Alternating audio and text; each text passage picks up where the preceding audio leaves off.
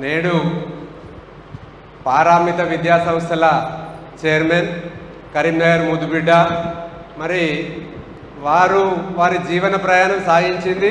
మరి ఇంతవరకు చాలామంది పెద్దలు చెప్పారు కానీ చిన్న ఒక స్కూల్ టీచర్గా వారి ప్రస్థానాన్ని స్టార్ట్ చేసి మరి వందల మంది టీచర్లను, వేల మంది ప్రపంచవ్యాప్తంగా విద్యార్థులను వారు తయారు చేసి మరి విద్యాబుద్ధులు నేర్పించి వారి జీవన గమనాన్ని రీచ్ అయ్యేలా చేస్తూనే ఉన్నారు.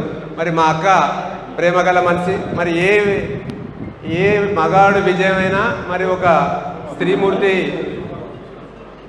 ప్రోత్సాహంతో ఉంటుందనే విషయం అందరికి తెలిసిందే. మరి మనం చూస్తూనే ఉంటాం, ఒక స్కూల్ పేరు పెట్టుడే పారామిత అంటే ఏంటిది అనేది దాదాపు అందరికి తెలిసే ఉంటుంది.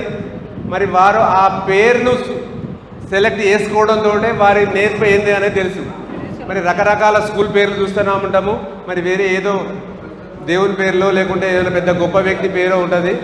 మరి పారామిత అంటే మనిషిలోని ఉన్న సృజనాత్మకతను డెవలప్ చేయడం, మనిషిలోని ఒక మహామనిషిని తయారు చేయడం, ఒక విద్యాబుద్ధులు నేర్పించడం అనే ప్రక్రియ ఈ పారామితాల నేర్పించారు కనుకనే మరి అంత పెద్ద మంచి పేరు వారు సెలెక్ట్ చేసుకొని మరి ఒక విద్యా సంస్థను ప్రారంభించడం జరిగింది. ఈరోజు వారి జన్మదినోత్సవ సందర్భంగా మరి కరీంనగర్లోని వెలమ కుల పెద్దలందరూ కూడా మరి అనుకోకుండా మా డాక్టర్ సాబ్ కూడా ఇక్కడ ఉన్నారు.